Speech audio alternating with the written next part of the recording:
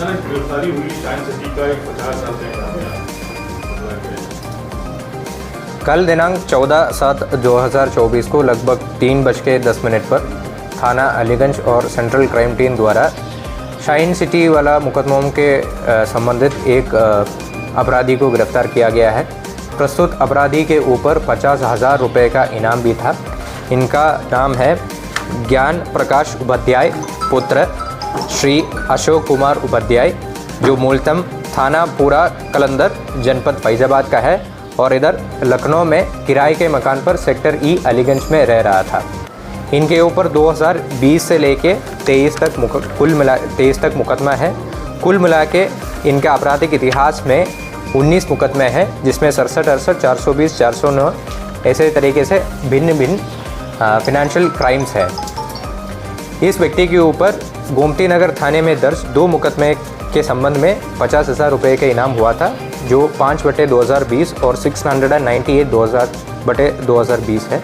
प्रस्तुत अभियुक्त shine city group of companies में एक ब्रोकर के तौर पे काम कर रहा था और MLM में भी हिस्सा रहा है। ये सामान्य लोगों को धोखा देने के लिए और भी लोगों को रिक्रूट किया गया था।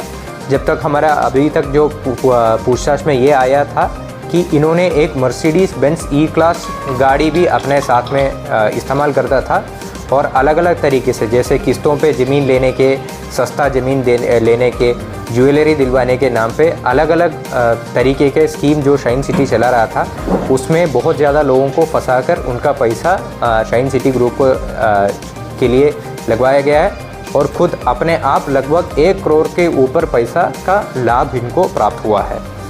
प्रस्तुत व्यक्ति को हम पूछताछ कर न्यायिक हिरासत में भेजकर आवश्यक विधिक कार्रवाई किया जा रहा है। अलीगंज में सर कब से रह रहा था और कैसे पुलिस इसके पास पहुंची, कैसे? जैसे मैंने बोला, ये बहुत 2020 में भी ये जेल जा चुका था। 11 महीने जेल में रहने के बाद 2021 में छूट के आया था। उसके बाद ये बहुत शातिर तरीके से लगभग 3-4 महीने में या 6 महीने में ये लगातार किराए के मकान बदल के रह रहा था।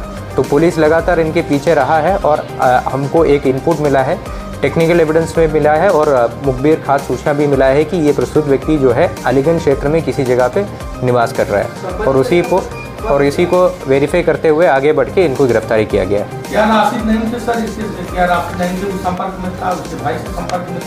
तो अभी तक जो प्राथमिक पूछताछ में ये सामने नहीं आया है कि इनके ठीक संपर्क में था या नहीं था।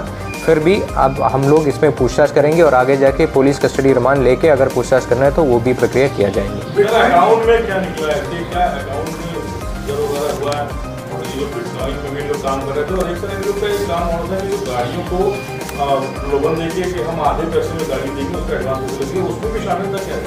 इसमें जैसे मैंने बोला कि अलग अलग जो जितना भी शाइन सिटी जितना भी धोखा तरीके का प्लान चलाता था, उसमें सब ये ब्रोकर रहा है। इनके नीचे भी ये लोग दूसरा ब्रोकर्स को भी जोड़ के रखा था और सब चीज़ों में इनका हिस्सा आता था, तब भी इनके खिलाफ ये मुकदमा लिखा है।